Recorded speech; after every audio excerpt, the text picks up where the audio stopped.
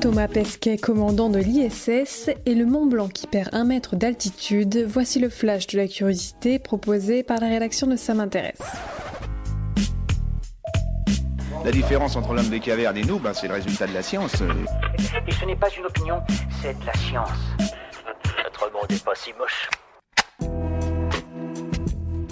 Un nouveau chapitre s'écrit pour Thomas Pesquet qui devient commandant de l'ISS et ce jusqu'à son retour sur Terre prévu à la fin du mois d'octobre. Cette mission est d'autant plus prestigieuse qu'il devient seulement le 4e Européen à se voir confier ce rôle et surtout le premier Français. Devenir commandant ne veut pas dire s'installer au poste de pilotage de l'ISS puisque la station est pilotée depuis le sol. Mais le commandant de l'ISS a un rôle important de gestion du quotidien sur la Station spatiale internationale et des 6 membres de l'équipage présents actuellement. Il est aussi essentiel dans les situations d'urgence. En cas de dépressurisation, de fuite ou encore de départ de feu sur l'ISS, c'est lui qui donne les ordres.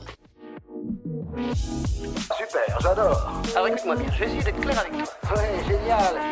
C'est le genre de chiffres qu'on apprend dès l'école et qu'on s'amuse à retenir. L'Everest, 8849 mètres, le Kilimandjaro, 5892 mètres et le Mont Blanc, 4807 mètres. Sauf qu'il va falloir se mettre régulièrement à jour puisque la hauteur du Mont Blanc varie. Depuis 20 ans, des experts géomètres calculent précisément la taille de la montagne tous les 2 ans. En 2017, le plus haut sommet d'Europe occidentale mesurait précisément 4808 mètres 72 et en mesure 91 cm de moins aujourd'hui. En 2021, le Mont Blanc s'établit à 4807,81 mètres. Mesurée grâce à des coordonnées GPS très précises, la hauteur du Mont Blanc varie selon la couche de neige éternelle à son sommet, qui est plus ou moins épaisse selon les chutes de neige et l'intensité des vents. Voilà, c'est tout pour aujourd'hui, on se retrouve bientôt pour un nouveau flash. En attendant, vous pouvez retrouver tous nos épisodes sur les plateformes de podcast Spotify, Deezer et Apple Podcasts.